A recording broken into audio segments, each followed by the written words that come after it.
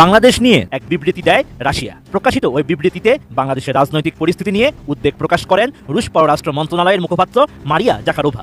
ভারত, চীন, Russia, France ইত্যাদি বিশ্বের বিভিন্ন দেশের সহযোগিতায় আওয়ামী লীগ যদি ফিরতে শুরু করে সেনাবাহিনীর সহযোগিতায়, তাহলে আপনি কি মনে করেন যে বিএনপি, জামাত, এনসিপি আওয়ামী লীগকে ঠেকিয়ে দিতে পারবে? বাংলাদেশের সর্বপ্রাচীন দল বাংলাদেশ আওয়ামী লীগ এবং সর্ববৃহৎ দল এবং সাথে বাংলাদেশের জাতীয়তাবাদী দল, এদের বাদ দিয়ে আসলে কোনো নির্বাচন বাংলাদেশে হওয়ার সম্ভাবনা নেই। হঠাৎ পুতিনের সঙ্গে শেখ হাসিনা কেন যোগাযোগ হলো? ইউনূস ও তার সরকারের বিরুদ্ধে আন্তর্জাতিক সংস্থাগুলোতে অভিযোগ দায়ের করতে চায় আওয়ামী লীগ। পাশাপাশি আওয়ামী লীগের উপর থেকে নিষেধাজ্ঞা প্রত্যাহার করার এবং যে কোনো নির্বাচনে তাদের সম্পূর্ণ অংশগ্রহণের অনুমতি দেওয়ার জন্য অনুরোধ করা হয়েছে। ঠিক হয়েছে, আমেরিকা গুছিয়ে বসার আগেই ইউনূসকে হঠাতে প্রয়োজনে সামরিক অভিযান হবে।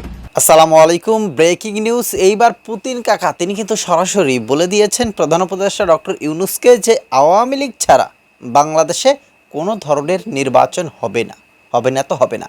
এবার রাশিয়া, এরপর হচ্ছে ভারত, চীন, সেই সাথে মার্কিন যুক্তরাষ্ট্র, তারা তো আছেই, সবাই মিলে এক হয়ে তারা আওয়ামী লীগকে আবারও বাংলাদেশের মাটিতে আনতে চাচ্ছে। এমনই কিছু তথ্য কিন্তু আমরা ভিডিওর শুরুতেই দেখতে পেরেছি।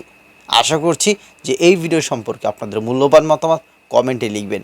এবং হ্যাঁ, আপনারা কি চাচ্ছেন যে আওয়ামী লীগ আগামী নির্বাচনে অংশগ্রহণ করুক, নাকি আওয়ামী লীগ ছাড়াই আবার বাংলাদেশে নির্বাচন হবে, সেটা অবশ্যই কমেন্টে জানাবেন। এবং আপনাদের প্রিয় দল কোনটি সেটি কমেন্টে লিখবেন। ধন্যবাদ সকলকে। এবং হ্যাঁ, আমাদের চ্যানেলে নতুন হতে গেলে চ্যানেলটি সাবস্ক্রাইব করে রাখবেন এই সমস্ত নিউজ আপডেটগুলো পাওয়ার জন্য।